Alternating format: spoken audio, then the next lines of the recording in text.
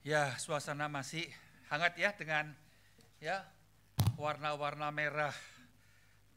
Merah kalau menurut tradisi orang Tionghoa mengatakan itu mercon, mengusir kuasa jahat. Tidak. Merah ingat darah Kristus. Ya, darah Kristus. Waktu bangsa Israel diselamatkan malam itu ya di atas pintu ditaruh darah ini. Sudahkah Anda mempunyai? Kalau belum, cepat ya. Saudara sekalian, tanggal 15 hari apa itu? Kamis ya. Saya dikagetkan oleh satu foto. Foto itu adalah jemaat kita yang terbaring usia 67 tahun. Saudara sekalian, kalau saya sebut namanya, di antara kita ada yang orang Hokjia kenal ya. Ya, keluarga bos dari Supreme Kabel. Tahu ya? Keluarga Lim Sing Kwang, tapi Lim Sing Kwangnya udah almarhum. Ini anaknya laki yang paling besar, Dennis. Saya dengar saudara sekalian bahwa gak ada gejala apa-apa, gak ada. Masih diajak makan siang itu sama ya temennya, tapi gak jadi makan. Masuk ke kamar mandi, jatuh, terus pergi. Itu kondisi. Itu kondisinya. Ada orang mau masuk ya ke tahun yang baru nggak bisa. Ada orang yang sudah masuk tapi akhirnya nggak bisa teruskan. Nah, ini kehidupan manusia. Ya, nggak diduga. Karena itu sekali lagi kita, Anda dan saya bisa masuk dalam tahun yang baru itu betul-betul berkat Tuhan. Kita sering mengatakan kongsi fat saya. Siapa nggak perlu saya? Nggak perlu uang, nggak perlu harta penuh. Tapi sekali lagi ya. Nah, kalau kita sebagai anak Tuhan bukan. Itu salah satu berkat Tuhan. Tapi itu kalau nggak disertai dengan penyertaan Tuhan itu malah petaka loh. Waktu nggak punya duit semua beres, keluarga rukun. Begitu udah punya duit macam-macam terjadi. Keluarga pecah. Karena apa? Godaan datang. Jadi kalau kita sampaikan bukan kongsi facai. Ya, sing nian mong en anugerah. Dalam anugerah itu mencakup semuanya. Ya, termasuk ya uang berkat yang Anda perlukan. Sekali lagi Tuhan tolong. Nah, hari ini saya diminta untuk merenungkan satu tema. Gimana kita mengatasi godaan dalam kehidupan ini. Ya, diberikan tema tentang yaitu Yusuf, saudara sekalian. Ya, kita baca. Ya, saya akan ajak Anda melihat suatu bagian contoh bahwa ya teratai saudara sekalian yang putih atau merah yang menarik itu bisa keluar di antara ya kolam yang kotor. Ya, ini kondisinya. Kejadian pasal 37 ayat yang ke-5.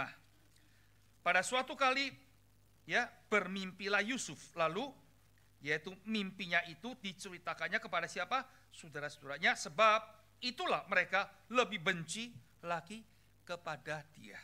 Ya, setelah itu kata Israel kepadanya, bapaknya maksudnya Yakub, pergilah engkau Yusuf melihat apakah baik keadaan saudara-saudara dan yaitu keadaan kambing domba, dan bawalah kabar tentang ya itu kepadaku.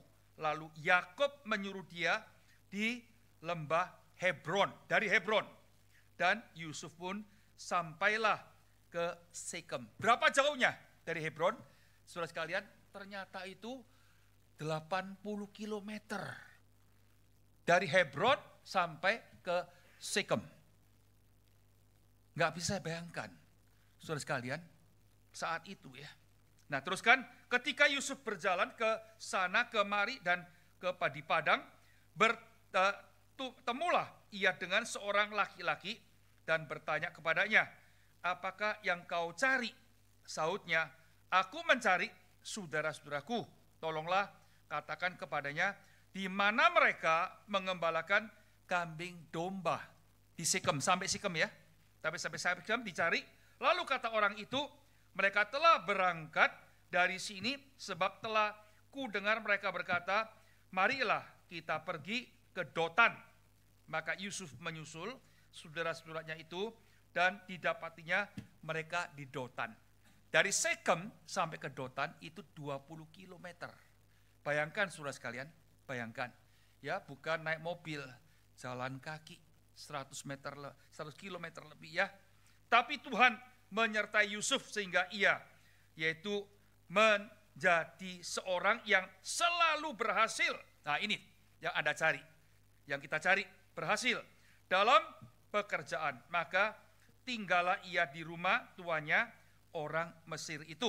Nah, terjadilah suatu godaan. Setelah dilihatnya oleh tuannya bahwa Yusuf disertai Tuhan, ingat ya, bahwa Tuhan membuat berhasil segala sesuatu yang dikerjakan. Ini yang kita harapkan. Apa yang kita kerjakan, ada penyertaan Tuhan, ada berkat Tuhan, ada pertolongan Tuhan.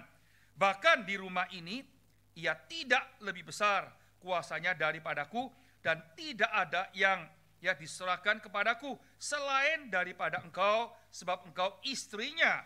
Bagaimanakah mungkin aku melakukan kejahatan yang besar ini dan berbuat dosa terhadap Allah? Godaan itu datang. Tapi ingat akan Tuhan. Saya tahu saya nggak bisa. Ini dosa besar. Ini besar dosa kecil. Ya, ini yang membuat saya akan terkutuk. Karena itu dia katakan, saya berbuat dosa kalau saya lakukan itu. Ya, walaupun dari hari ke hari perempuan itu membujuk Yusuf, Yusuf tidak mendengarkannya. Bujukannya itu lalu untuk tidur di sisinya dan bersekutu dengan dia. Godaan yang luar biasa. Tapi Tuhan menyertai Yusuf dan melimpahkan kasih setianya kepadanya dan membuat Yusuf kesayangan bagi kepala penjara itu. Karena tidak mau berbuat dosa, tidak menerima godaan itu, akhirnya yaitu masukkan penjara. Ini akibatnya. Tidak ikut godaan itu. Dan ya, kepala penjara tidak mencampuri segala yang dipercayakan kepada Yusuf. Karena apa? Tuhan menyertai dia, dan apa yang dikerjakan dibuat Tuhan itu berhasil. Puji Tuhan. Ya, setelah menang, itu yang dikerjakan berhasil. Yusuf memberikan nama Manase kepada anak sulungnya itu. Ya, sebab katanya Allah telah membuat aku lupa semua, ya, sama sekali kepada kesukaranku dan kepada rumah bapakku. Diberikan 2 anak, 1 Manase, artinya puji Tuhan. Anak ini saya akan ingat, Tuhan lepaskan saya dari penderitaan. Dan kepada anaknya yang kedua, namanya Efraim. Ya, sebab katanya Allah membuat aku mendapatkan anak dalam negeri kesengsaraanku. Ya, diberkati, prosperity, changsen, luar biasa berkatnya. Hilangkan kesulitannya dan diberkati oleh Tuhan. Tapi Yusuf berkata kepada mereka, janganlah takut, sebab aku inilah, yaitu pengganti Allah. Ya, apakah aku pengganti Allah? Maksudnya dia tidak berani melampaui batas yang Tuhan sudah tetapkan. Memang kamu telah mereka rekan-rekan yang jahat terhadapku, kamu jahat, tapi Allah telah mereka rekannya untuk kebaikan. Ya, dengan maksud apa? Melakukan seperti yang terjadi sekarang ini, yakni memelihara hidup suatu bangsa yang besar. Saudara-saudara sekalian, ini kondisi keempat. Godaan untuk membalas dengan kuasa. Ya, yang sudah bertahun-tahun tapi tidak dilakukan itu. Terakhir ayat 21. Jadi, janganlah takut, aku akan menanggung yaitu makananmu dan makanan anak-anakmu juga. Demikianlah ia menghibur mereka dan memenangkan hati mereka dengan perkataannya. Ya, terakhir kata Yesus, Yohanes pasal 63, rohlah yang memberikan hidup. Daging sama sekali tidak berguna. Perkataan-perkataan yang kukatakan kepadamu adalah roh, adalah hidup. Tuhan Yesus mengatakan, "我讲给你们的是灵是生命," adalah roh, adalah hidup. Saudara-saudara sekalian, ya, bagi mereka yang mengerti latar belakang peribahasa Tionghoa. Ada dua kata saya akan singgung, saya jelaskan. Yang pertama, ya, wan jie bu bao. Maksudnya demikian, waktu muda sukses, tapi waktu tuanya itu gagal. Karena itu harus dipertahankan, ya, bukan hanya waktu mula-mula sukses, tapi sampai ajal. Makanya kata kedua peribahasa dikatakan kai kuan ting lun. Setelah masuk dalam peti, menghembuskan nafas terakhir, baru diputuskan apakah betul-betul sukses. Dari dua perkataan peribahasa, bahasa Mandarin, orang Tionghoa, menunjukkan kepada kita satu hal penting sekali, bahwa perjalanan hidup ini adalah penuh dengan tantangan. Mula-mula sukses, mula-mula baik, belum tentu. Ya, tunggu nanti tua, gimana? Ya, demikian juga setelah masuk menghembuskan nafas terakhir dalam peti, baru ditentukan orang itu betul-betul benar atau enggak benar. Saudara-saudara sekalian, dalam sejarah dinasti Zhongguo, ya, Tiongkok, namanya Qin Shi Huang, yang menyatukan, ya, seluruh, ya, China waktu itu yang pecah belah menjadi satu, itu Qin Shi Huang, dinasti Qin. Jasanya besar, luar biasa. Tapi dalam kehidupannya, karena mau kuasa lebih besar, supaya orang-orang pintar tidak bersuara, dia kerjakan satu hal yang betul mencelakaan. Feng Shu Keng Ru, maksudnya yaitu semua buku yang bagus itu dibakar. Semua orang-orang pintar itu dibasmi, dikuburkan. Nah, ini yang dikerjakan oleh Qin Shi Huang, dinasti Qin. Dia mempunyai jasa besar, menyatukan China semuanya menjadi seperti sekarang ini, saudara sekalian. Ya, tentu ada pergolakan juga setelah itu. Tapi yang menyatukan China itu Qin Shi Huang. Jasanya besar. Tapi akhirnya apa yang dilakukan waktu masa tua, dia takut kuasanya diambil sama orang lain. Dia bunuh semuanya orang-orang pintar, dan buku-buku yang bagus tidak boleh dilihat, dibakar semuanya. Saudara-saudara sekalian, dalam sejarah, ya, lihat banyak yang seperti ini. Sekarang ini juga, ya, sudah tahu tahun 2008, ya, seorang pimpinan di China yang menguasai roket Zhou Taotan, ya, intermissile yang menembus ke Buana. Dengan uang $400.000, akhirnya dia menjual rahasia negara. Akhirnya apa? Mati. Hukuman di China itu kalau demikian itu pasti mati. Dan belakangan ini banyak yang dilakukan itu. Saudara-saudara sekalian, awas ya. Kita dalam perjalanan sebagai seorang Kristen, perjalanan kayu salib tidak gampang. Jelas sekali. Tapi saudara sekalian, kita diminta saat ini menjadi seorang pemenang yang sejati. Menang bukan waktu kondisi, waktu lancar-lancar, senang, tidak. Dalam saat-saat yang paling sulit, saudara sekalian. Nah, tentu jelas Tuhan Yesus merupakan contoh yang paling bagus. Ya, 40 hari puasa, setelah itu menghadapi. Nah, tapi hari ini kita nggak ambil Tuhan Yesus. Mungkin kita mengatakan itu anak Allah. Tidak ada dosa asal dan sebagainya. Nah, kita diajak untuk melihat Yusuf. Saudara-saudara sekalian, dalam kehidupan Yusuf bisa dibagi dalam 4 bagian. Yang pertama, saudara sekalian, yaitu waktu dia tinggal 17 tahun, tahun pertama lahir sampai 17 bersama-sama dengan bapaknya. Ya, sama-sama dengan kakak-kakaknya, 10 kakak. Saudara-saudara sekalian, ya tadi kita sudah baca. Selama 17 tahun ini apa yang terjadi, saudara sekalian? Dikatakan jelas kalau Anda lihat dalam, yaitu Kejadian pasal 37 sampai 50. Saudara heran sekali. Ya, di dalam Kejadian itu banyak tokoh, misalkan Adam, ciptaan Tuhan, Abraham, panggilan Tuhan, Inok, ya, Nuh, itu tokoh-tokoh besar. Tapi tidak ada satu tokoh yang paling panjang. Yang paling panjang itu Yusuf. Dari pasal 37 sampai pasal yang ke-50. Itu tentang Yusuf, saudara sekalian. Nah, dalam perjalanan ini kita lihat ada 4 bagian dalam hidupnya. Yang pertama 17 tahun sebelumnya. Dia punya kokoh 10. Dan dikatakan kokohnya itu orang-orang jahat. Ya, akhirnya saudara sekalian, apa yang dia lakukan? Ikutin? Enggak. Dia tahu Apa yang dilakukan oleh kokonya itu enggak benar. Dia enggak ikut. Bahkan dia laporkan. Nah, laporan ini bukan membuat supaya dia itu gimana, enggak. Tapi betul-betul ya zhong ren jie zui wo du xing. Semua mabok saya enggak. Semua kotor saya bersih. Nah, ini kondisi keadaan. Nah, saudara-saudara sekalian, kondisi semacam ini tidak gampang. Tidak gampang. Jemaat yang saya kasih, Anda dan saya menghadapi tantangan semacam ini. Ya, arus dunia semakin deras, kondisi keadaan. Ya, dalam pemilihan kali ini kita pun diuji sebetulnya. Kita tahu sebetulnya, ya tiga-tiganya ini gimana sebetulnya latar belakang.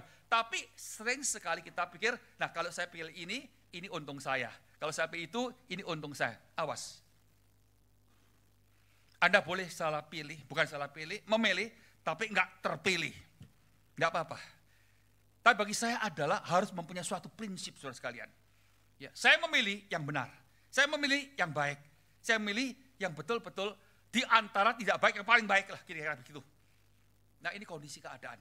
Saudara-saudara sekalian, setiap hari kita sedang diuji dalam kondisi semacam ini. Saya enggak tahu gimana, puji syukur kepada Tuhan. Yusuf sebagai manusia.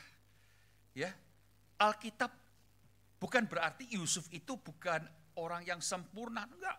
Sama-sama kita, dia lahir dalam dosa, dia hidup dalam dosa, dia mati pun dalam dosa. Ini kondisi kita, ini firman Tuhan. Tapi kalau Anda perhatikan jelas dalam Alkitab itu tidak ada sesuatu yang menonjol untuk memblame, menyalahkan Yusuf. Tidak. Ya, demikian juga dengan Enoch, Daniel, dan teman-temannya. Saudara-saudara sekalian, ini kondisi keadaan.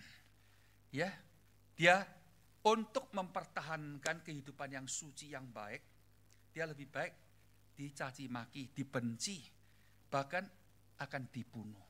Itu kondisinya. Nah, saya nggak tahu. Ini pertama. Kedua kondisinya, dia mencari, saudara sekalian, kokonya. Waktu Papa minta dia pergi, dia bisa tolak, Papa tahu mereka itu benci saya. Perjalanan ini nggak dekat. Dia tolak, tapi dia begitu mendengar Yakub mengatakan, Papa kau pergi lihat saudara-saudaramu baik tidak, domba baik tidak. Dia langsung kerjakan. Dia tahu menghadapi tantangan yang besar, kebencian yang besar. Dia tidak. Saudara sekalian, sampai di Sekem ternyata nggak ketemu. Nah, ini alasan baik untuk kembali. Berarti nggak ketemu. Tapi waktu dia tanya mereka yaitu Dodan, dicari lagi, jalan lagi 24 kilometer. Oh, saudara-saudara sekalian, hal semacam ini coba ya, dalam ujian setiap hari, dalam percobaan setiap hari, bisakah Anda dan saya seperti Yusuf? Tahu dibenci, tapi tidak membenci. Tahu banyak contoh-contoh yang tidak baik, tapi dia tidak ikut arus. Justru dia menentang arus. Tidak gampang. Tapi Anda dan saya hari ini dalam percobaan semacam ini harus menang. Harus menang. Nah, nanti kita akan lihat gimana bisa menang atas kondisi ini. Ini yang pertama. Ya. Harus balas, tidak taat, ya, tidak mau, tapi tetap ikut perintah. Walaupun dalam kondisi sulit. Yang kedua, 17 tahun sampai yaitu 27 tahun. Nah, saat ini saudara sekalian adalah ujian besar sekali. Kita tahu Yusuf pernah mimpi, dua mimpi ini janji Allah seolah kepada Yusuf. Nanti perjalananmu itu indah, mulus dan semakin besar. Gitu? Saudara-saudara sekalian, impian itu ternyata tidak terjadi. Semakin jalan semakin gelap. Saudara-saudara sekalian, sampai terakhir dia harus hampir-hampir dibunuh. Untung Ruben mengatakan kepada saudara yang jangan. Ya, lebih baik kita taruh ke sumur aja biar dia pelan-pelan mati sendiri. Tapi sebetulnya pikiran Ruben untuk menyelamatkan Yusuf ini saudaranya, adiknya. Puji Tuhan, akhirnya ya ada orang datang dijual ke Mesir menjadi yaitu budak di tempat itu. Oh, saudara-saudara sekalian, kalau Anda dengan saya, Tuhan berjanji dengan firman-Nya. Tuhan seolah mengatakan perjalananmu itu indah, penuh dengan pertolongan. Ingatanku kepadamu bukan mencelakakan tapi memberkati. Ya, saudara sekalian, tapi perjalanan kita semakin dekat Tuhan, semakin melayani Tuhan, semakin dekat dengan gereja. Kok jadinya begini? Dulu belum percaya, saya lancar-lancar. Tapi setelah percaya kok saya mengalami semuanya ini. Oh saudara-saudara sekalian, saya percaya ujian godaan semacam ini pasti ada. Pasti ada. Nah gimana Anda kira-kira? Tinggalkan Tuhan? Atau kompromi atau gimana? Tidak. Ya, Yusuf mempunyai kesempatan berbuat dosa. Apalagi Yusuf masih muda. Nafsunya jelas secara natural itu masih tinggi. Tapi dalam kondisi semacam ini saudara sekalian, Yusuf katakan tidak. Saya tidak bisa berbuat dosa yang besar semacam ini. Tidak gampang. Ya, godaan saat ini bukan kita cari. Godaan itu datang saudara sekalian, mencari kita, masuk ke dalam HP kita dan sebagainya. Nah, dalam kondisi semacam ini tidak gampang. Tidak gampang. Tapi pertanyaannya, ini yang Tuhan minta, engkau tetap harus suci. Saya tetap harus suci. Engkau tetap harus di via Allah. Ya, dalam godaan-godaan semacam ini. Yang ketiga, saudara sekalian, masuki tahun 27 sampai 30, yaitu diselamatkan oleh Tuhan. Dia masuk ke istana. Nah, dalam istana ini, saudara-saudara sekalian, kita lihat godaan gak kecil. Dunia ya yang menggoda dia luar biasa. Tapi puji syukur kepada Tuhan. Sikap dia kepada Tuhan menunjukkan Firaun melihat ini bukan orang biasa. Ini ada roh Tuhan menyertai dia. Orang semacam ini saya harus angkat dia, pakai dia menjadi seorang pemimpin di bawah saya. Saudara-saudara sekalian, ini saatnya sampai. Tuhan sudah mulai memakai, memberkati apa yang Tuhan katakan, saatnya sampai. Terakhir, saudara sekalian, terakhir, yaitu waktu ya Yusuf menyelamatkan bapaknya, sekeluarganya sampai di yaitu Mesir tahun usia 30 sampai 110. Oh saudara-saudara sekalian, kita lihat godaan ini besar. Kuasa ada, uang ada, papa udah meninggal dunia, kesempatan saya untuk membalas. Kapan lagi? Kapan lagi? Ini sifat kemanusiaan. Tapi saudara-saudara sekalian, waktu Anda tadi membaca firman Tuhan, Anda melihat Yusuf betul-betul luar biasa. Saudara sekalian, sampai waktu kakak-kakaknya setelah melihat papanya meninggal, tahu ancaman datang, mereka berjumpa dengan Yusuf. Tolong jangan lakukan kami. Yusuf menangis. Yusuf menangis. Kenapa Yusuf menangis? Dia merasakan guilty sekali, ternyata dia merasakan yang saya kerjakan untuk keluarga, untuk kokoh, belum membuat mereka yakin bahwa saya itu mencintai mereka. Jemaat yang saya kasih, saya percaya dalam kehidupan kekeluargaan, Anda dengan orang tua, Anda dengan istri, Anda dengan anak, dengan suami, ini godaan besar sekali. Siapakah yang tidak pernah dilukain oleh orang lain? Oleh rekan sendiri, oleh teman sendiri, oleh orang-orang yang dulu pernah kita bantu. Pasti. Tapi kebencian itu, saudara sekalian, sudah mulai mencokol dalam hati kita. Tunggu waktunya. Tunggu saatnya. Saya nggak tahu apakah Anda mengalami hal semacam ini. Jadi kalau saya renungkan 4 masa periode yang berlainan dari yaitu 17 tahun sebelum. Setelah itu 17 sampai 20 sampai 30 sampai terakhir 110 dipanggil oleh Tuhan. Yusuf merupakan seorang pemenang yang sejati. Puji syukur kepada Tuhan. Saudara-saudara sekalian, ini contoh manusia yang biasa. Nah, setiap kita termasuk Rasul Paulus juga setelah menjadi anak Tuhan pun dia menjerit dalam Roma pasal 7. Ya, celakalah saya, siapa yang bisa menolong saya? Ini pergumulan kerohanian saudara yang pasti dialami oleh Anda. Ya, dari muda sampai sekarang dan seterusnya. Siapa yang bisa menolong? Puji syukur kepada Tuhan. Paulus mengatakan Kristus. Paulus mengatakan rohnya. Oh, saudara-saudara sekalian, berarti apa saudara sekalian? Anda dan saya menghadapi apapun juga. Godaan itu posisi, godaan itu seks, godaan itu keuangan, kecurangan dan sebagainya. Ingat kepada Tuhan.